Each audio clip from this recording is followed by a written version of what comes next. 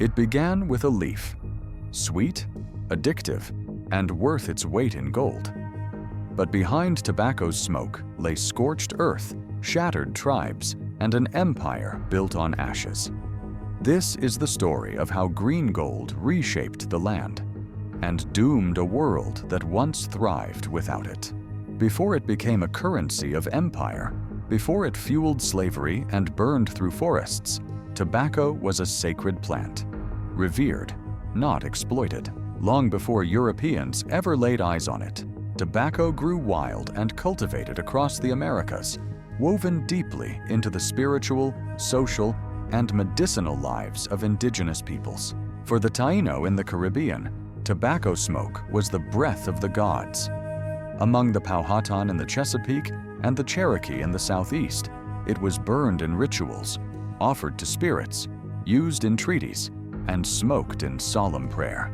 Tobacco was a ceremony. It was peace. It was power. There were no factories, no markets, no addiction, which means. That changed the moment the Spanish arrived. When Christopher Columbus made landfall in 1492, his crew was bewildered by the sight of natives holding strange tubes of leaves, exhaling smoke like fire-breathing spirits. The Spanish called it tabaco, mishearing a Taino word that referred to the pipe, not the plant. But they didn't care about the nuance. What they saw was something new, something exotic, something profitable. By the early 1500s, tobacco had become a curiosity in European courts. Sailors and priests returned with stories of a miraculous herb, one that could relieve headaches, clear the mind, or even cure disease. Spanish monks called it God's remedy. French diplomat Jean Nicot, from whom the word nicotine would later be derived, popularized it as a fashionable medicine among the French elite. But the truth was far less divine. As tobacco entered European society, it lost its sacred status. It was no longer an offering to the spirit world. It became a product, rolled, smoked, snuffed, and sold. What indigenous peoples had used in balance and ritual, Europeans consumed in excess. The plant's mystical aura was replaced with habit, pleasure, dependence, and with demand came obsession. By the mid-1500s, European empires began seeking fertile lands where tobacco could grow in abundance. The Spanish tried cultivating it in the Caribbean and Central America. The Portuguese exported it from Brazil. The French experimented with varieties in Canada. But it was in the English colonies, especially Virginia, where tobacco would find its true empire, and with it, a curse. In 1606, King James I of England, ironically a fierce opponent of smoking, chartered the Virginia Company to colonize North America. The English hoped to find gold, spices, or a northwest passage to Asia. What they found instead was hardship, cold, hunger, disease. The Jamestown colony, founded in 1607, teetered constantly on the edge of failure. Then came John Rolfe, a widowed settler who had survived shipwreck and misfortune. Rolfe brought with him seeds of a Spanish strain of tobacco known for its sweet flavor. He planted them in the sandy soil of Virginia, and in 1612, his experiment thrived. It was the first successful commercial crop in the English colonies, and it changed everything. Tobacco was no longer a curiosity. It was green gold. English markets couldn't get enough of it. Pipes, snuff boxes, and smoking jackets became symbols of refinement and status. Tobacco offered a new kind of wealth for colonists, not found in mines, but grown in fields. In just a few years, Virginia's economy transformed into a monoculture based entirely on this one addictive leaf. But it wasn't just an economic shift. It was a cultural one, a civilizational one. To feed the market, colonists demanded more land, more labor, more control. The lush forests of the Chesapeake were cleared. The indigenous societies that had long lived in balance with the land were suddenly in the way. Treaties were broken, villages destroyed, whole ecosystems upended. What had once been spiritual became imperial. What had once been ceremonial became destructive.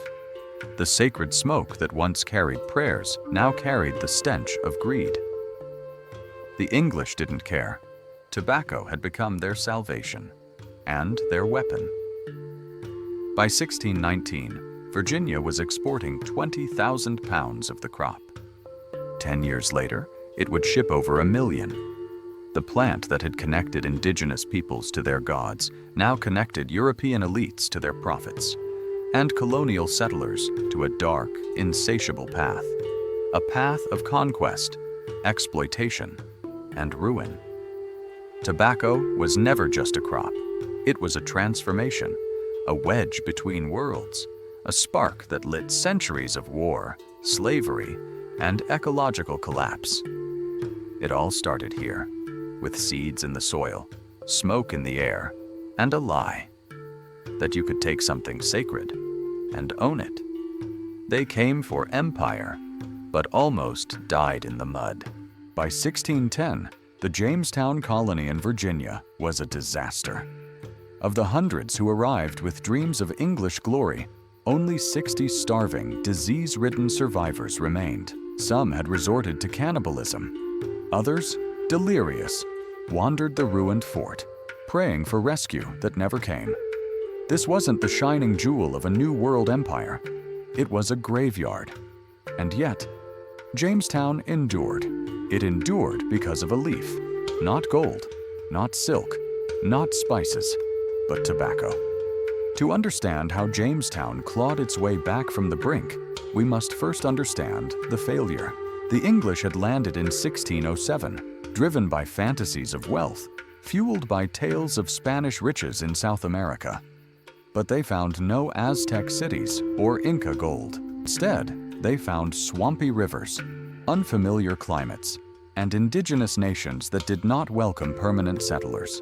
The Powhatan Confederacy, a powerful alliance of Algonquian-speaking tribes led by Chief Wahun Senecau, controlled the region. Their relationship with the English was complex, wary, sometimes cooperative, but never trusting. The colonists were ill-equipped. Many were aristocrats or tradespeople, unfamiliar with farming.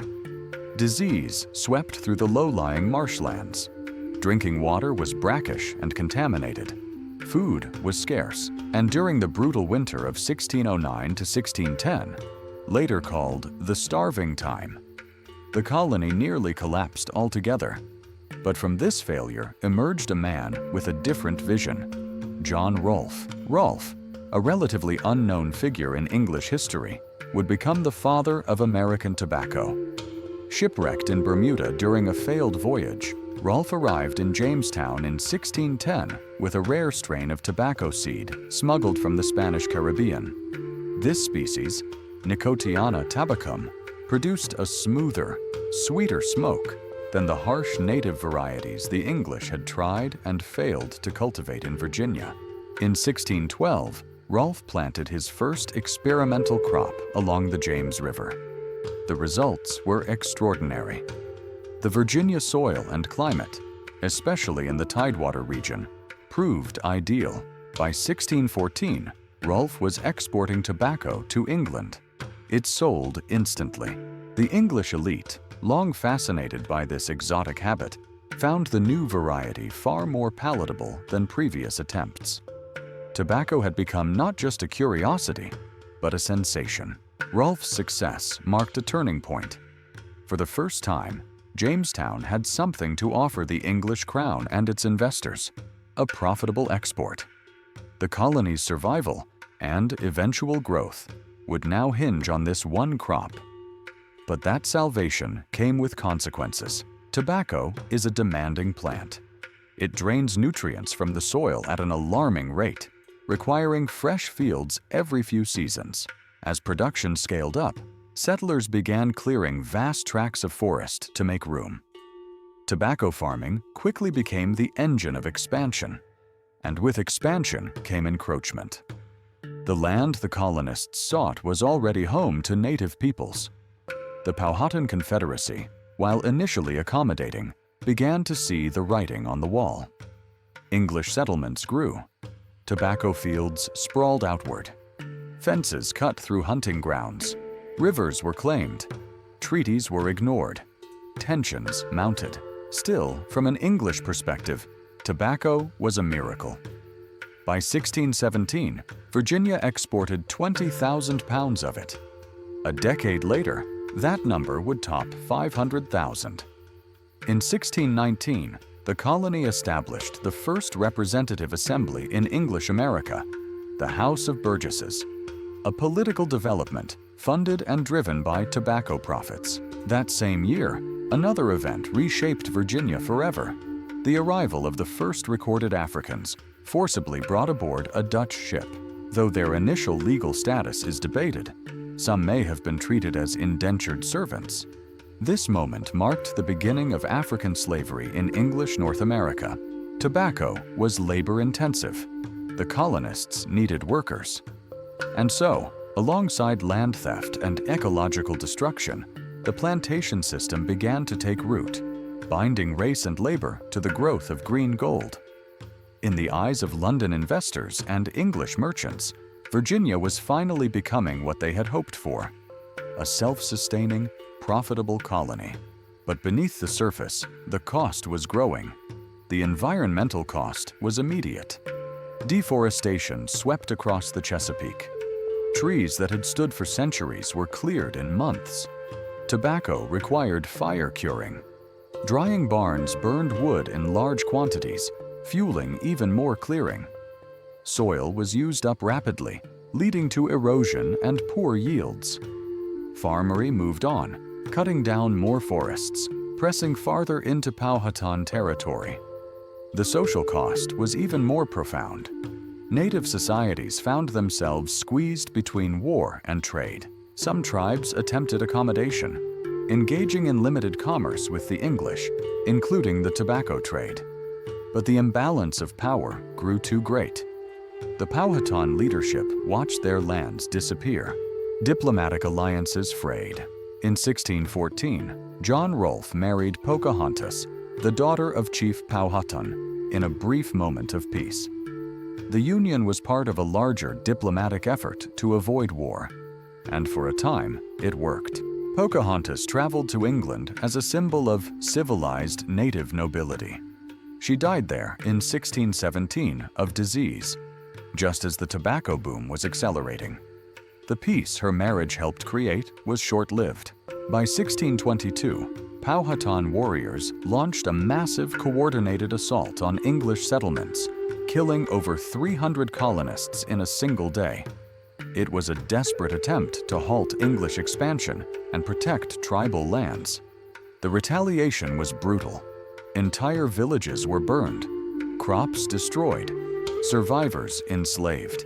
The tobacco economy fueled this war machine as both a motive and a resource. The Virginia Company, which had founded the colony, collapsed soon after. But the tobacco trade did not. The English crown took direct control of the colony in 1624, recognizing that it had become too valuable to fail. Jamestown, once a dying outpost in the woods, was now the epicenter of an emerging plantation society, one built on monoculture, displacement, and forced labor. The original dream of a gold-rich utopia had given way to something more grounded and more dangerous. Tobacco had saved Jamestown, but it had also reshaped it and set a precedent. It taught colonists that profitability justified brutality. That land had no sacred boundaries, only economic ones. That human labor could be extracted, bought, and broken in pursuit of cash crops. And that ecological ruin was a price worth paying for temporary wealth. In many ways, Jamestown was the prototype. The model would be copied in Maryland, the Carolinas, and eventually across the South. And at its heart was a single plant, delicate, destructive, and endlessly seductive. By 1650, Virginia was shipping over 15 million pounds of tobacco a year. Forests had turned into fields, villages into ruins. native pathways into plantation roads. It all began with desperation and a leaf. Tobacco was Jamestown's lifeline, but for the world around it, it became a noose. Tobacco fed on soil, but it devoured land. What began as a miracle crop in Jamestown quickly became a monstrous machine, demanding ever more acreage, ever more labor, ever more control. The settlers of early Virginia didn't just grow tobacco, they were consumed by it. And in the process, they reshaped the physical and political landscape of the American South, often at the point of a musket. By the 1620s, tobacco had transformed from an economic experiment into the backbone of Virginia's entire identity. Its success was undeniable. Fields of tall green leaves stretched from riverbanks to inland forests. Shipments to England soared. But success had a hidden cost. Tobacco ruins the very soil it grows in. Within just 3 or 4 years, a fertile plot would be worn out, stripped of nutrients. The colonial solution? Move. Cut down more forests. Clear more indigenous land. Start again. A cycle was born. Extraction, exhaustion, expansion, that turned tobacco farming into an ecological treadmill. The geography of the Chesapeake Bay region, with its many rivers and inlets, made this expansion deceptively easy. Planters sought land with direct river access for easy shipping. The result was a ribbon of tobacco plantations hugging the waterways, expanding relentlessly outward. What looked like prosperity from afar was, in truth, an empire of erosion. And so, land hunger became the dominant force of English colonial life. To own land was to survive, but to thrive, to become wealthy, influential, even powerful, one needed lots of land. This desire wasn't just about farming. In colonial Virginia, land was tied to status, politics, and lineage.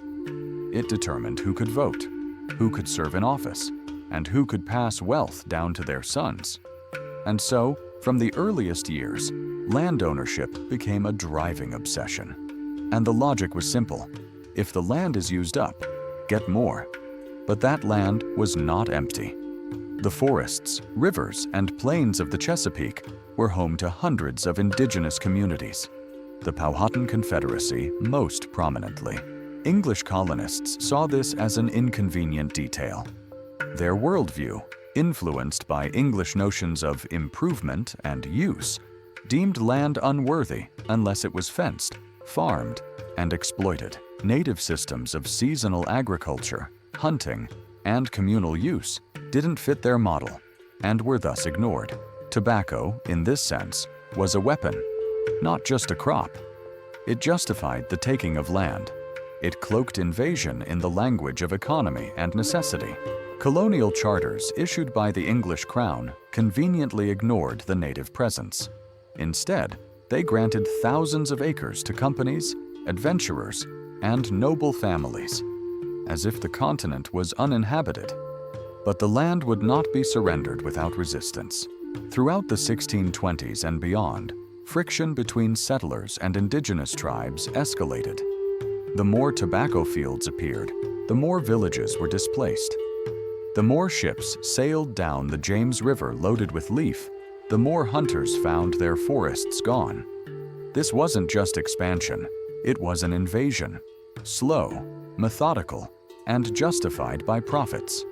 In response, the Powhatan Confederacy fought back.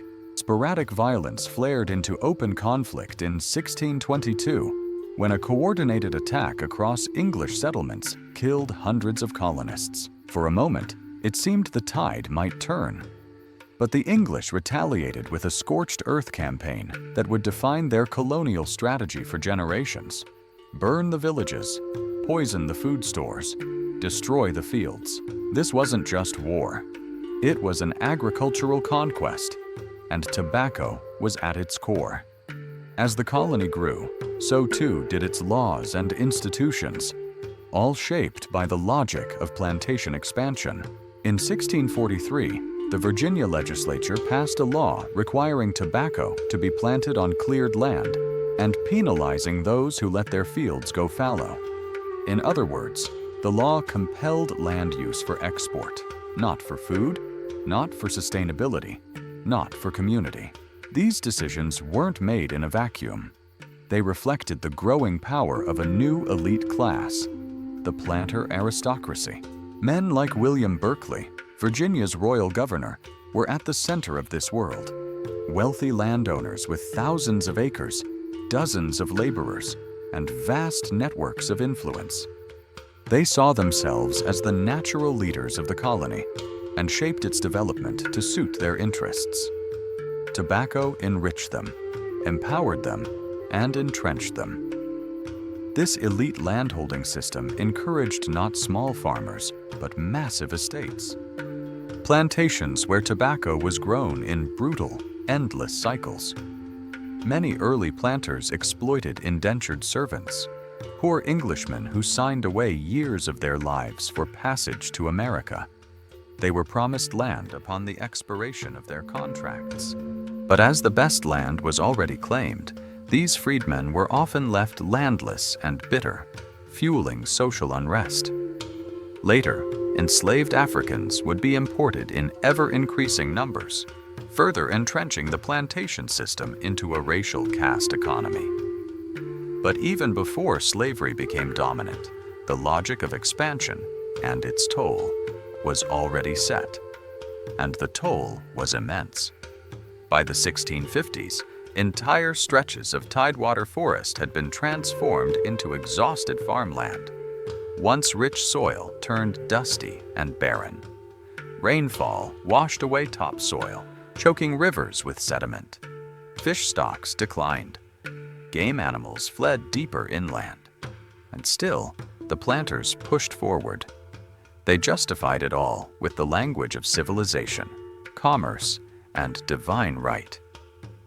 But behind their polished rhetoric was a raw truth. The system they built could not survive without constant new land to consume. Native resistance continued, sporadically, but by the late 1600s, it had become tragically clear. The tide of colonization, fueled by tobacco, was nearly unstoppable. The vast web of native life in the Chesapeake, villages, hunting routes, sacred sites, was being replaced by gridded fields and fence posts. The plantation machine had been born, and it would spread like wildfire. Tobacco taught the English that colonization was most effective not through city building or gold hunting, but through land seizure and agricultural domination. It was a model they would repeat in Maryland, the Carolinas, and eventually across the American South. By the dawn of the 18th century, Virginia no longer resembled the fragile outpost of Jamestown. It was a booming, brutal, tobacco-fueled engine of empire, one that had reshaped the land beyond recognition. Forests felled, rivers muddied, native nations are scattered, all in the name of a leaf. Smoke rises not only from pipes, but from burning villages. By the mid-1600s, the sweet scent of tobacco had become the bitter smell of war. In the English colony of Virginia, the plant that had once saved Jamestown was now driving it into bloody conflict. Behind every successful shipment of cured leaf lay a shattered world, cleared forests, broken treaties, and indigenous communities pushed to the edge of survival. At the heart of this unraveling stood the Powhatan Confederacy, a powerful alliance of over 30 Algonquian-speaking tribes, led by Wahun Senakaw, known to the English as Chief Powhatan. When the English arrived in 1607, Powhatan ruled over a complex, thriving society that had developed rich agricultural traditions, political diplomacy, and deep spiritual beliefs tied to the land. His people had lived in balance with the rivers, forests, and soil for centuries. At first, the Powhatan were cautious observers of the English newcomers. They saw them as another tribe, strange, pale, disorganized, but perhaps useful. Trade began. corn for tools, knowledge for peace. But the relationship quickly soured. The English, hungry and desperate, did not come to coexist. They came to claim. As tobacco took root in Virginia, so did English entitlement. Land once used communally by indigenous tribes was fenced off. Sacred hunting grounds were transformed into plantations. The colonists viewed the Powhatan way of life, seasonal planting, rotational land use, communal hunting, as wasteful. They saw the forest as potential farmland and the people living within it as obstacles to be removed. Tension simmered, then erupted. The First Anglo-Powhatan War, 1609 to 1614, broke out just 2 years after the Jamestown settlement was founded. The English, under the leadership of Captain John Smith and later Lord de la Warr, launched brutal campaigns against nearby tribes. Entire villages were raided, crops burned, food stores were stolen or destroyed. In retaliation, Powhatan warriors attacked outlying English farms and ambushed settlers in the woods. This was not a conventional war. It was a war of survival. For the English, it was a war to secure territory for tobacco. For the Powhatan, it was a war to preserve their homeland, their culture, and their autonomy. In 1614, a fragile peace emerged, sealed by the marriage of Pocahontas, daughter of Powhatan, to John Rolfe, the tobacco entrepreneur. Their union was less a love story than a political strategy, a moment of cautious detente between empires. Pocahontas converted to Christianity, took the name Rebecca, and was paraded in England as a symbol of the civilized savage. But beneath the surface, resentment simmered on both sides. When Powhatan died around 1618, his brother Opechancanough rose to power. A hardened warrior and visionary leader, Opechancanough saw clearly what was coming. English expansion would never stop. The peace would never hold. His people would be swallowed unless they struck first. And so, he planned. On the morning of March 22nd, 1622, the Powhatan Confederacy launched a devastating surprise attack across the Virginia colony. In a single coordinated assault, they killed over 350 colonists, nearly a third of the entire English population. Men were ambushed in fields, families slaughtered in their homes, settlements reduced to ash. It was one of the deadliest days in colonial American history. To the English, it was a massacre. To the Powhatan, it was war, a final attempt to halt the tobacco tide. The English response was swift and merciless. Over the next decade, Virginia transformed into a militarized zone. English forces burned native villages, poisoned food supplies, and waged relentless campaigns of extermination. One English commander proposed luring tribes to peace talks, only to kill them with poisoned wine. Retaliation was not just tactical, it was genocidal. The violence upended the colony's identity. Virginia was no longer a struggling outpost. It was now a frontier colony, its prosperity built on conquest. Tobacco fields expanded in the wake of destruction, creeping farther inland with every raised village. The Second Anglo-Powhatan War, 1644 to 1646, brought this deadly cycle to a climax. Once again, Opechancanough launched a large-scale attack, killing hundreds of colonists in one day. But this time, the English were better armed, better organized, and utterly ruthless. They hunted Opechancanough down, captured him, and, at the age of nearly 100, executed him in captivity. His death marked the symbolic end of large-scale indigenous resistance in the region. In 1646, the surviving Powhatan leadership signed a treaty that confined them to limited lands, reservations in all but name. English settlers were forbidden from trespassing, but the restrictions were never enforced. Land continued to be seized, often illegally. Over the coming decades, the Powhatan Confederacy fractured, its people scattered or absorbed. The tobacco frontier had won. But victory came at a steep cost. not just for the Powhatan, but for the land itself. As fields expanded and wars cleared the way for new plantations, the environment groaned under the strain. The same rivers that once sustained native villages were now choked with runoff from tobacco farms. Wildlife fled, soil degraded. The cultural landscape of the Chesapeake, shaped by generations of indigenous stewardship, was erased and overwritten. What had once been a world of balance was now a world of rows, fences, and cash crops. These were not just wars of weapons. They were wars of worldview. The English believed land was a commodity. The Powhatan thought it was a sacred trust. That conflict, deeper than any battle, defined the early American experience. The irony is striking. The English thought they were civilizing the wilderness. But in truth, they were dismantling civilizations far older and more sustainable than their own. Tobacco brought them wealth, but it cost them any claim to moral high ground. And the wars were not over. The blueprint set in Virginia of economic expansion backed by violence, justified by racial superiority, and hidden behind legal treaties, would echo across the continent. The Tobacco Wars were just the beginning of a much longer conquest. A conquest that would be written not just in history books, but in blood and smoke.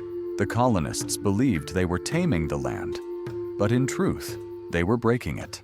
By the mid-1600s, the English tobacco economy in the Chesapeake had created a strange contradiction.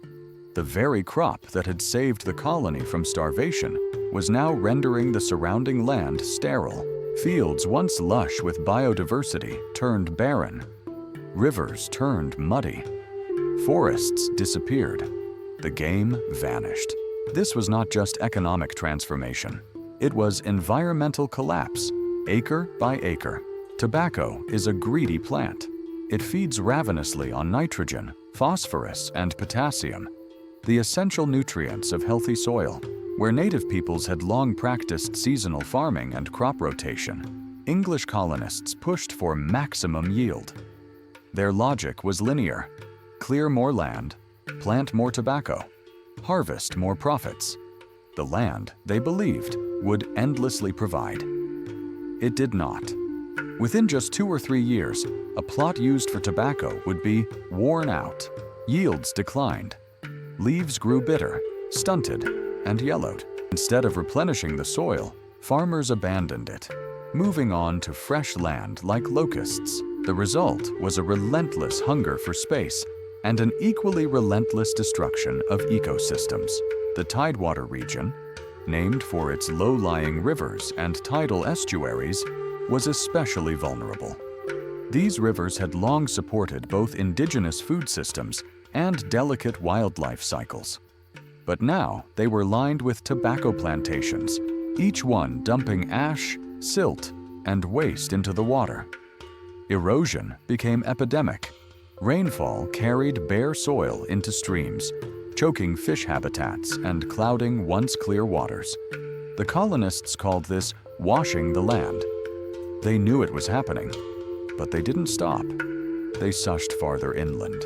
Meanwhile, the forests, dense, ancient, and spiritually sacred to native peoples, were falling at a devastating pace. Tobacco requires fire curing, a process that dries the harvested leaves in barns using slow, controlled burns. This required enormous amounts of wood. For every pound of tobacco prepared for shipment, settlers burned untold quantities of timber. And it wasn't just tobacco. Colonial expansion brought fences, homes, and outbuildings, all built from wood. Livestock grazed and trampled native underbrush. Deer populations declined. Beavers, once abundant and essential to wetland balance, were trapped for trade. With each new tobacco shipment sent across the Atlantic, an ecological wound opened wider back home. English observers noted the devastation. In 1660, a Virginia planter lamented that the earth grows weary of our tilling. Others complained that formerly rich lands now grew nothing but poverty weed. But the economic system had no brakes. As long as tobacco brought wealth, there was no incentive to stop. The colonial government tried, half-heartedly, to regulate overproduction. At times, laws were passed to limit the number of plants per household, or to encourage the diversification of crops such as corn and flax. But these efforts were often ignored or repealed under pressure from large planters. The pursuit of profit always wins. To many colonists, the land was a blank canvas, a divine resource meant for their use. Their worldview, shaped by English property law and Protestant theology, held that the earth was given to man by God for cultivation. To leave land wild was to waste it. The very existence of forests, or uncultivated spaces, was seen as a challenge to civilization. This mindset clashed directly with indigenous understandings of ecology. For tribes like the Powhatan, the forest was not wilderness. It was home. It was medicine. It was a memory. They understood the balance of deer and understory, the cycles of river tides, the importance of controlled burns and seed dispersal. They had managed the land for generations, creating a sustainable coexistence with its rhythms.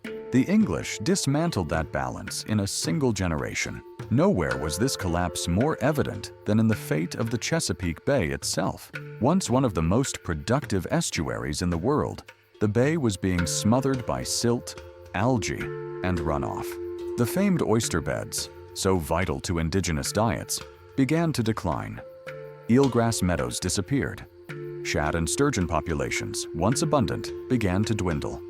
The colonists noticed, but again, they did not stop. Some tried to adapt. In certain areas, exhausted tobacco fields were converted to pastures or left fallow. But without modern knowledge of soil restoration or sustainable farming, most of these fields withered. Others experimented with rotating crops, but the profits from tobacco made any alternative seem unworthy. And so the cycle continued. Plant, exhaust, abandon, repeat. This cycle had profound consequences. First, it intensified land pressure. As older fields failed, colonists pushed ever deeper into indigenous territories, often sparking new conflicts. Second, it concentrated wealth. Only those with vast landholdings could keep moving their plantations. Poor farmers and indentured servants were usually trapped on exhausted plots, unable to compete. Third, it degraded the land so thoroughly that even generations later, some areas remained scarred. The long-term ecological damage of the tobacco boom would echo for centuries. Historians now understand early Virginia as one of the earliest examples of colonial environmental collapse in the Americas. Unlike indigenous societies, which generally maintained ecological equilibrium, the English created a system based on extraction, with no plan for regeneration. They didn't steward the land, they spent it. And the tobacco fields of the 1600s were only the beginning. This model, monoculture farming, racialized labor, ecological depletion, would be replicated across the South in cotton, rice, and sugar. But it all started here, in the muddy shores of the Chesapeake, with a crop that consumed more than it gave. Tobacco had become more than an economic force. It was a civilizational engine, one that required conquest, labor, and land in endless measure. It shaped not only society, but the earth beneath it. And as the fields stretched farther and the forests fell faster, few stopped to ask, what happens when the land finally says no? The land was dying, and the planters needed hands. Tobacco, the green gold of the Chesapeake, had transformed Virginia into England's most profitable colony. But it came with a steep cost in labor. This was no leisurely harvest. From planting to curing, tobacco demanded relentless human effort. Clearing forests, digging trenches, removing weeds by hand, topping and suckering the plants, harvesting delicate leaves at precisely the right time, and tending the slow-burning fires that cured them. Every step required bodies in the field. Every acre was a labor equation. And so began the commodification of the human being. In the earliest years of the colony, the labor force was a fragile mix of English adventurers, convicts, and indentured servants, men and women who signed contracts in exchange for passage across the Atlantic. They agreed to work for 4 to 7 years, after which they were promised freedom dues, tools, clothing, sometimes even a small plot of land. At first, this system worked. It provided cheap labor for planters, and for many impoverished English, it was a chance to escape debt or prison. But the dream of freedom often soured. Conditions were brutal. Many died before completing their terms. Those who survived usually found the good land already taken, swallowed up by elites who controlled thousands of acres. As the price of tobacco rose, so did the demand for more labor. But indentured servants were temporary. Their contracts expired. Their freedom created problems. Landless, restless men who wanted farms of their own. They clashed with native peoples, challenged the authority of the gentry, and threatened the colony's social order. Virginia's elite planters needed something more permanent. And so, by the mid-1600s, they turned their eyes, and their ships, toward Africa. The transatlantic slave trade had already been thriving under the Spanish and Portuguese empires. But in the English colonies, it began with a trickle. The first documented Africans arrived in 1619 aboard a Dutch ship that sold them for supplies. These individuals were likely treated as indentured servants at first. Their legal status was ambiguous.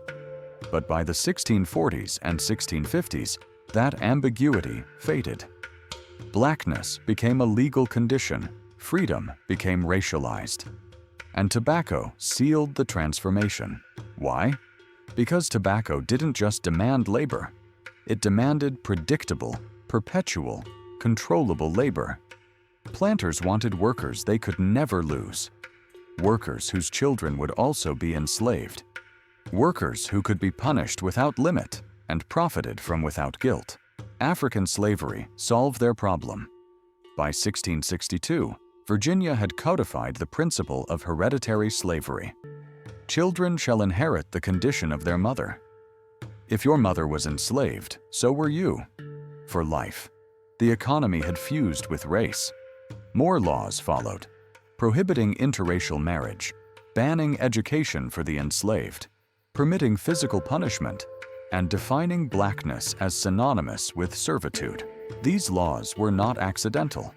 They were engineered to stabilize a society built on violence and to ensure the fields remained full. And the fields were growing fast. A single tobacco plantation could require dozens of workers. The labor was seasonal but relentless, and the profits were massive. Elite families, the Birds, the Carters, the Randolphs, built dynasties on enslaved labor. Their mansions, carriages, libraries, and political power were all paid for in leaf and blood. For the enslaved, life was defined by control.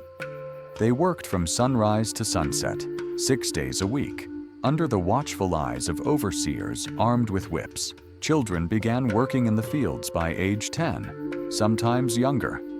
Families were routinely separated, sold to different owners, never to reunite. Tobacco was more than a crop. It was a system of oppression. And unlike sugar or cotton, tobacco required cautious handling. Enslaved workers weren't just brute laborers. They were skilled agriculturalists, forced to perform delicate tasks under pain of death. The curing process, for instance, required precision. The slightest misstep, mold, rot, improper heat, could ruin the entire harvest. And yet, it was always the planter who received credit for the product. Rarely did anyone acknowledge the enslaved hands that made it possible. Even as the transatlantic slave trade grew, so too did local markets. Virginia became a site not just of labor, but of human trafficking. Enslaved Africans were auctioned in ports like Jamestown and Yorktown. Families were torn apart on wooden platforms, inspected like livestock, and sold to the highest bidder. The cruelty was systematic. but it was also mundane, woven into the colony's daily rhythms. In the eyes of the law, enslaved people were property, taxable, heritable, and insurable. They appeared in wills, ledgers, and dowries. They were used to secure loans. Their lives and deaths were recorded alongside horses and hogs. To challenge this system was to challenge the very foundation of Virginia's wealth. Few dared. Even those who questioned the morality of slavery often justified it as necessary for prosperity. After all, the world wanted tobacco, and someone had to grow it. By the late 1600s, Virginia's population was deeply stratified. At the top were the great planters, wealthy, white, and politically powerful. Below them were small farmers, many former indentured servants, struggling to survive on the colony's fringes. And at the bottom, making up an ever-growing portion of the population, were the enslaved, laboring, resisting, enduring. This system was fragile. Tensions simmered, rebellions loomed. But for now, the machine worked. Ships arrived regularly from Africa, packed with human cargo. They departed loaded with cured tobacco, bound for London, Amsterdam, and beyond. The Atlantic had become a circuit of suffering, a triangular trade of land, labor, and addiction. And at the center of it all was the Chesapeake tobacco field, where chains dragged through soil and lives were measured in leaves. By 1676, the colony of Virginia was burning, not from enemy attack, but from within. Settlers set the fires. The capital was in ruins. Tobacco fields were abandoned, and the fragile social order that had held the colony together for half a century teetered on the brink of collapse. This was not a rebellion against a foreign king. It was a revolt from within the plantation world, and it revealed just how deep the contradictions of the tobacco empire ran. At its heart was a man named Nathaniel Bacon. Born into a wealthy English family, Bacon arrived in Virginia in 1674 with ambition and entitlement. He was young, educated, and politically connected. Quickly granted a seat on the colony's ruling council by Governor Sir William Berkeley, an old guard aristocrat who had ruled Virginia for nearly 3 decades. But Virginia in the 1670s was no longer a young colony. It had matured and fractured. The coast was dominated by elite planter families who controlled vast tobacco plantations, political offices, and shipping connections. But the colony's interior, the back country, was home to a growing population of former indentured servants, small farmers, and landless freemen. Many of them had fulfilled their contracts, expecting land and opportunity, only to find that the best land was taken and their futures uncertain. They pushed westward, deeper into territory still inhabited by native tribes, including the Susquehannock, Doeg, and Occaneechi. Tensions over land, hunting rights, and trade erupted into cycles of raids and retaliation. Frontier settlers, already poor and bitter, demanded protection. They accused Berkeley's government of corruption, favoritism, and betrayal. Berkeley, cautious and diplomatic, sought peace. He had long relied on profitable fur trade alliances with indigenous groups and was unwilling to risk war. He believed expansion could be managed, but the frontier settlers wanted action. Into this volatile mix stepped Nathaniel Bacon. When a raid by the Doeg tribe killed several settlers in 1675, the colony exploded in rage. Bacon, despite having no military authority, raised a private army of frontiersmen and launched unauthorized attacks against any native communities he could find, including those who had been allies to the English. Governor Berkeley was furious. He declared Bacon a rebel. Bacon, in turn, accused the governor of tyranny. What followed was not just a political crisis, but a full-scale uprising. In 1676, Bacon and his men marched on Jamestown, the colonial capital, demanding commissions and reforms. Berkeley refused. Bacon's army set the city ablaze. Government buildings, Homes and warehouses went up in flames. The capital of England's first American colony burned at the hands of its own people. Bacon issued a Declaration of the People, accusing Berkeley of protecting the barbarous heathen and enriching the planter elite while neglecting the poor. His rhetoric was fiery, populist, and dangerous. He promised land, revenge, and justice to all who joined him, a message that resonated with white laborers, former servants, and poor planters. But there was a deeper irony. Though Bacon rallied against the elites, he himself was a member of that very class. His rebellion was not a revolution, but a power struggle wrapped in the language of justice. His vision of reform still relied on expanding tobacco plantations, seizing native land, and maintaining control over enslaved labor. And this is where the rebellion takes its darkest turn.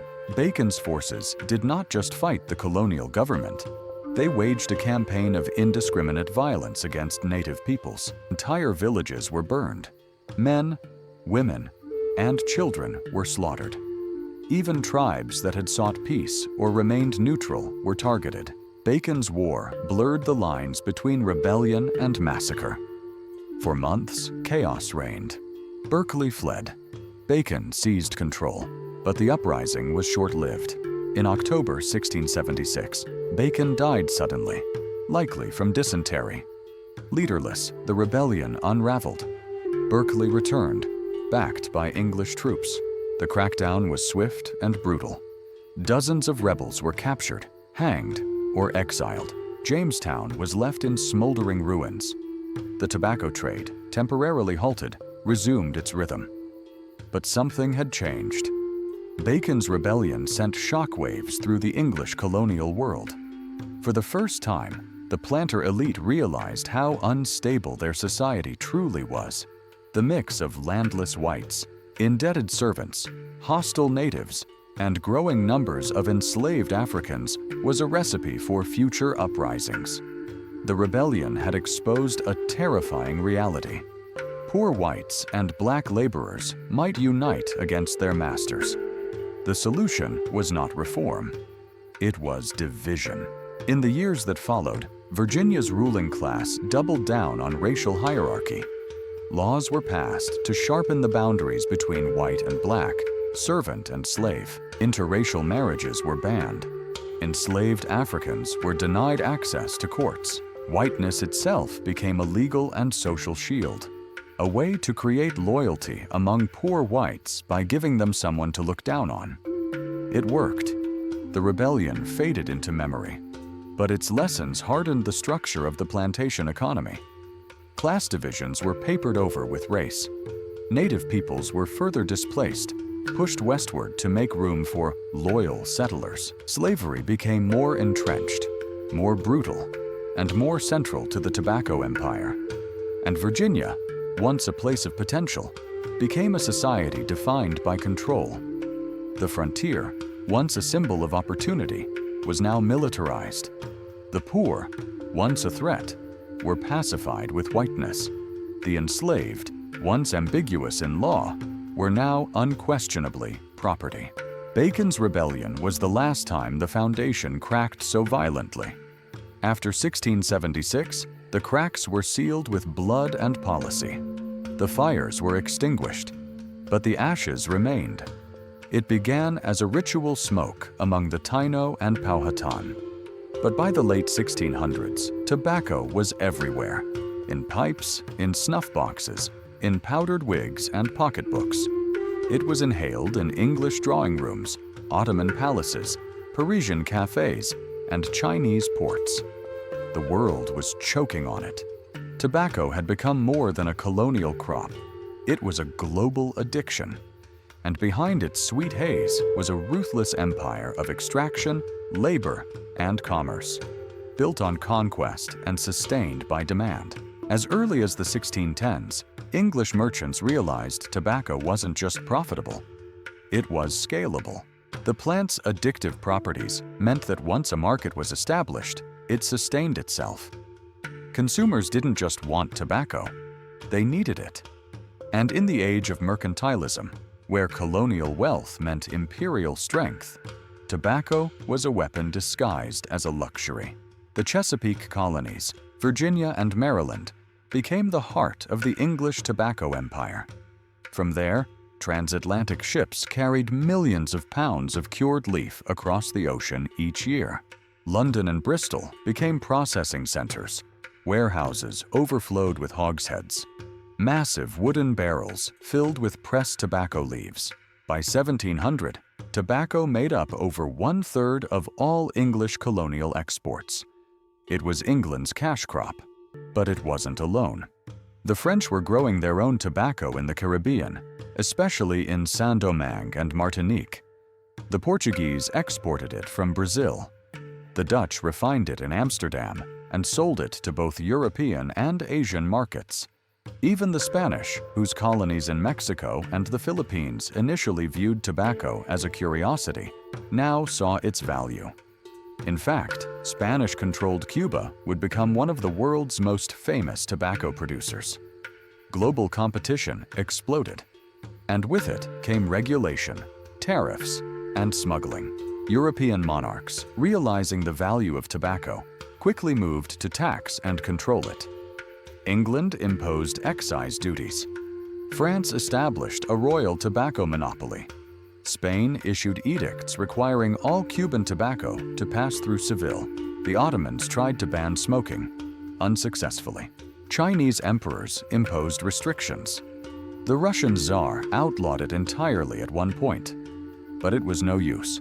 The smoke could not be contained. In England, smoking became a national pastime. By the early 1700s, nearly every social class consumed tobacco. Nobles in gilded parlors, sailors on wooden decks, chimney sweeps in alleyways, snuff, powdered tobacco sniffed rather than smoked, became especially popular among the elite. It was cleaner, more discreet, and considered refined. Even royalty indulged. Queen Anne took snuff. So did Frederick the Great. Napoleon would later carry a dozen snuff boxes on campaign. In this world of wigs, lace, and gunpowder, tobacco was both vice and fashion, a ritual of identity. But the elegance masked the violence. Every puff taken in a London coffeehouse had its roots in a Chesapeake field, plowed by enslaved hands, cured in smoky barns, packed in barrels by indentured servants, and shipped by sailors who might never return home. Tobacco had become a symbol of the empire. It connected the Atlantic world in a triangle of trade. From Africa came enslaved people. From America came tobacco and other raw goods.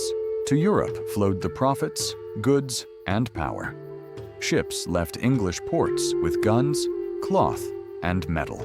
They sailed to West Africa, where these items were traded for human beings. They crossed the Middle Passage to the Americas, where those enslaved were sold into tobacco plantations. The tobacco they grew was then shipped back across the ocean. A vicious, self-sustaining loop of profit and pain. By the mid-18th century, tobacco's reach extended even farther. In the Islamic world, despite bans on smoking by religious scholars, tobacco spread rapidly. It appeared in Turkish cafes, Iranian bazaars, and North African caravans. Water pipes, known as hookahs, evolved in response, creating social spaces that blended tobacco with music, politics, and poetry. In China, tobacco was introduced by Portuguese traders in the early 1600s. It was at first dismissed as foreign filth, but quickly adopted. Blended with local herbs and smoked in tiny pipes, tobacco spread from the ports to the emperor's court. It arrived just as the Ming dynasty fell and the Qing rose, becoming a daily ritual amid chaos. In this way, tobacco revealed a more profound truth about the empire. It was not simply about guns and flags. It was about habits, changing the way people lived, consumed, and moved through the world. Tobacco altered diets, created new forms of leisure, reshaped class boundaries, and even affected medicine. For centuries, doctors prescribed tobacco as a remedy for everything from toothaches to melancholy. But beneath the surface, the plant was corrosive. It degraded the soil. It fueled slavery. It sparked wars. And yet, it was always dressed in elegance, sold in silver boxes, praised in poetry, offered at royal tables.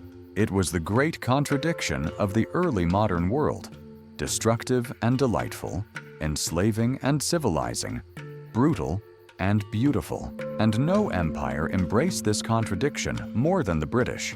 By 1750, British America supplied over 85% of the tobacco consumed in Europe. Cities like Glasgow and Liverpool rose on their trade. Merchant fortunes were made.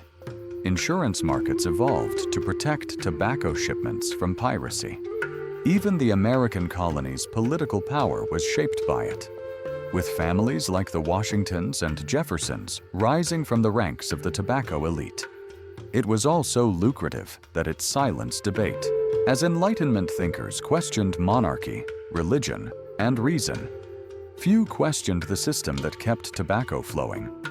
Its victims, the enslaved, the displaced, the diseased, were invisible to the gentlemen drawing sweet smoke in candlelit libraries. The world had been smothered, not just by tobacco, but by the illusions it carried. And the age of revolution was coming. The fields were quiet now. Where once there were native corn plots, hunting trails, and ceremonial fires, now stood endless rows of tobacco. The forests had thinned. The rivers no longer ran clear. The people who had called this land home for thousands of years, the Powhatan, the Piscataway, the Nanticoke, were no longer sovereign over it.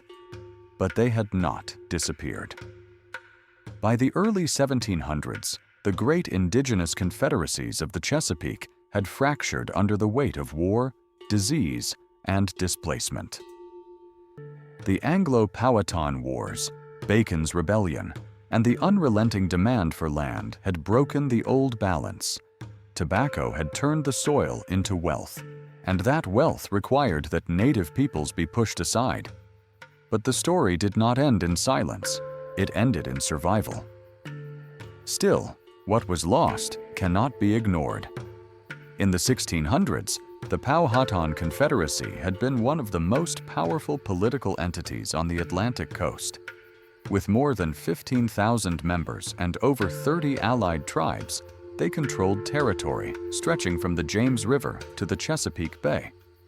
Their society was hierarchical, agricultural, and deeply spiritual. The land was not just a resource, it was identity. The English arrived not as guests, but as settlers, and land, to a settler, must be owned. The encroachment began slowly. Fields cut here, a fence line there. Then came treaties, many signed under duress or mistranslated. These documents often ceded thousands of acres in exchange for temporary peace or trade goods. But peace rarely lasted. When violence returned, it justified new land seizures. Each time the frontier moved west, another village was swallowed, another forest fell, another river was claimed.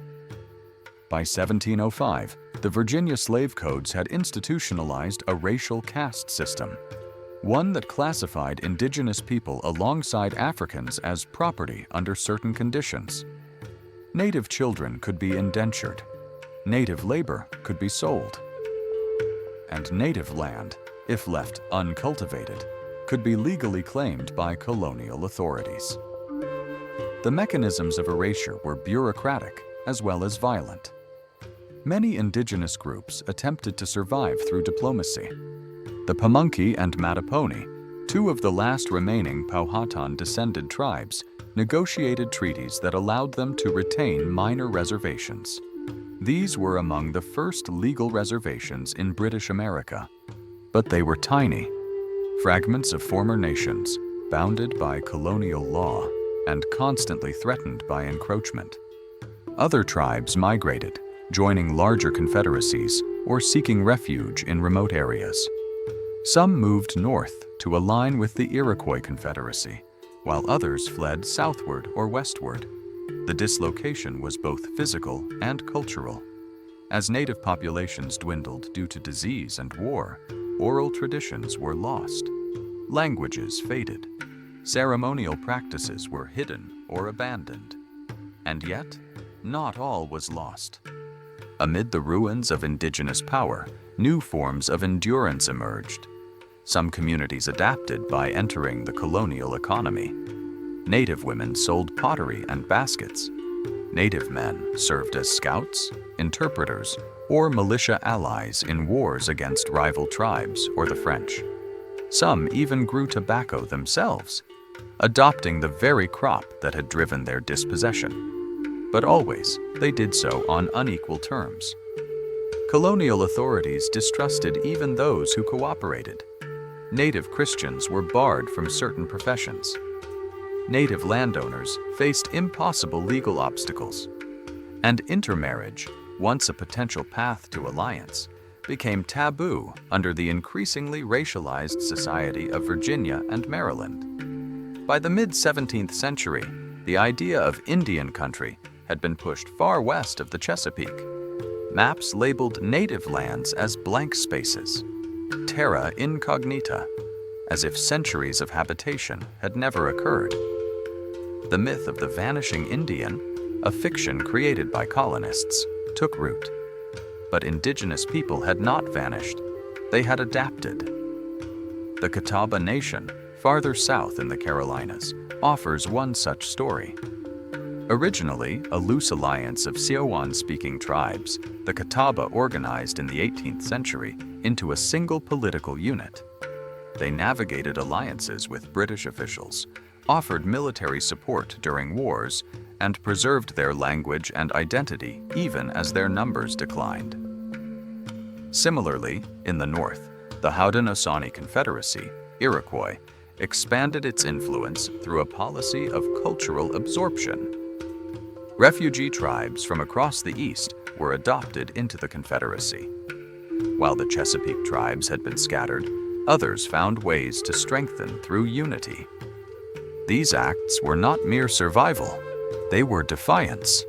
To remain indigenous in a world that denied your existence was a form of resistance. To speak a banned language, to perform a hidden ritual, to remember the names of ancestors buried beneath tobacco fields. These were revolutionary acts, and the memory endured. Even as the landscape changed, as fences divided what were once open forests, as European place names replaced native ones, the memory of what was lost remained alive in stories, in rivers, in the names whispered across reservations and woodlands. The colonial narrative preferred to tell a simpler story, that indigenous power had fallen because it was weak, primitive, or doomed by fate. But history tells a different truth. Native societies were not passive victims. They resisted, in war, in diplomacy, in culture. They adapted through migration, intermarriage, and strategic alliance, and they endured, despite centuries of violence, dispossession, and denial. The tobacco empire believed it had buried the old world beneath its fields, but the roots of that old world still ran deep, in the soil, in the bloodlines. In the silence between rows of tobacco leaves, something remained, a trace of the sacred, a memory of balance, a warning, and a promise. The plantations are gone. The wooden ships, the scorched villages, the colonial governors, all vanished. But the smoke remains. It lingers in the soil, in the lungs, in the shape of history itself.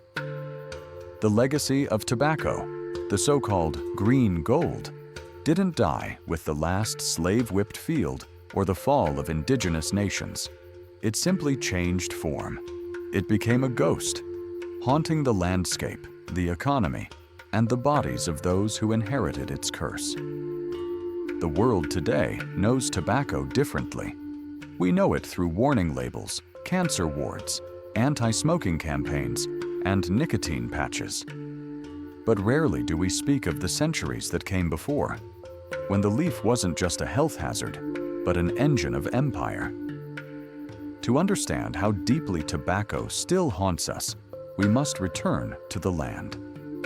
In Virginia, Maryland, and the Carolinas, many of the same lands that once fed the British Empire's hunger for tobacco were later used for cotton, peanuts, and soybeans.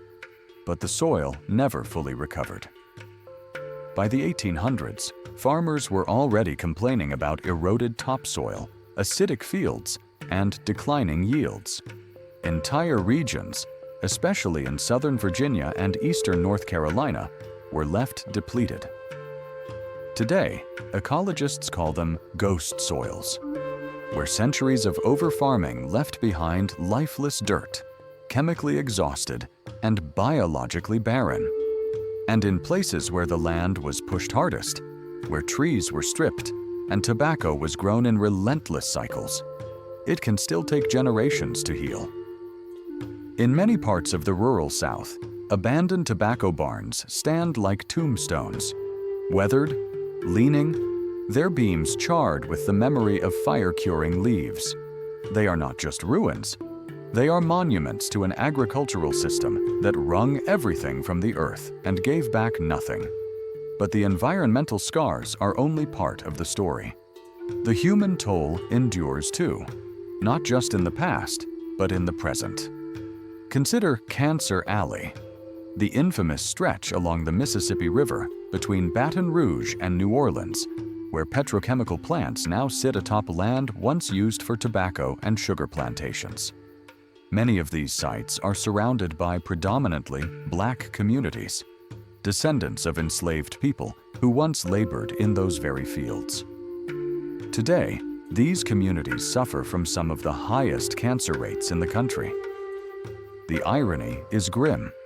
The land once exploited to grow an addictive product is now home to the industries that manufacture its substitutes: plastics, packaging, pesticides.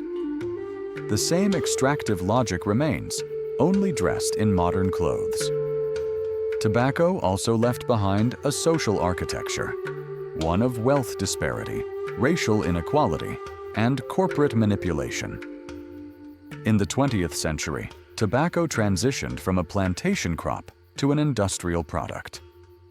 Companies like Philip Morris, R.J. Reynolds, and British American Tobacco built empires that mirrored the colonial model: concentrated wealth, concealed harm, and global reach. They turned the addictive properties of nicotine into a science. They marketed cigarettes to soldiers, mothers, teenagers, and even doctors. For decades, they denied the obvious, that tobacco kills. Just as the colonial planters once denied the cost to the land, to the enslaved people, to the native peoples, modern corporations denied the cost to the body. It wasn't until lawsuits in the 1990s and public health campaigns gained momentum that the industry began to lose its grip. But even then, the green ghost adapted. When smoking declined in the West, companies pivoted to new markets in Africa, Southeast Asia, and Latin America. There, where regulation was weaker and consumers more vulnerable, tobacco found new ground. Entire countries became battlegrounds for corporate profit and public health. And so the cycle continued. Exploitation dressed as opportunity. Addiction masked as choice. Profit masked as freedom. Even today, tobacco-related illnesses kill over 8 million people each year. Most of them are in low and middle-income countries. Most of them are poor. And most of them have no idea that their suffering is the latest echo of a 4-century-old economy built on conquest and consumption. But the haunting doesn't end with disease. Tobacco's legacy is also etched into political boundaries, racial laws, and property lines.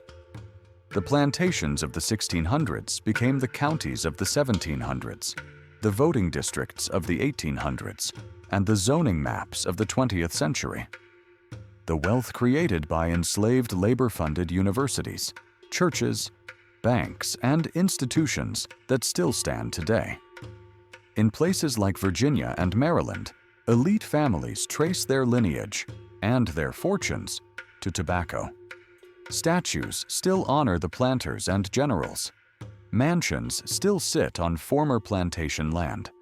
But rarely is the actual cost acknowledged, the millions of lives consumed by a single plant. Yet amid this darkness, there are signs of reckoning. Native tribes like the Pamunkey and Mattaponi continue to fight for federal recognition, land rights, and cultural preservation. Former tobacco fields are being rewilded, turned into nature reserves and community farms. Descendants of enslaved people are reclaiming genealogies, restoring burial grounds, and telling the stories long buried beneath the leaf.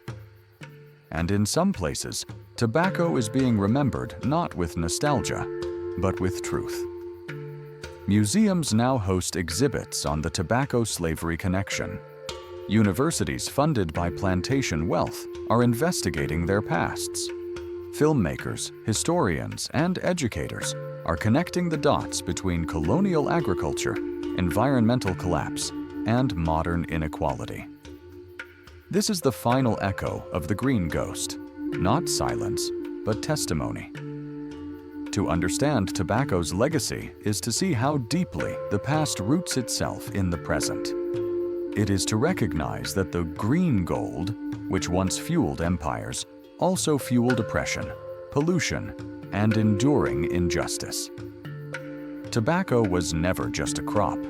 It was a mirror, reflecting the values of every society that embraced it.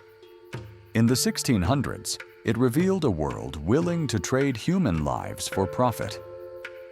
In the 1700s, it showed an empire built on addictive consumption. In the 1900s, it revealed a corporate machine cloaked in denial. And today, it reminds us that history is not buried. It's just beneath the surface, like roots waiting for rain.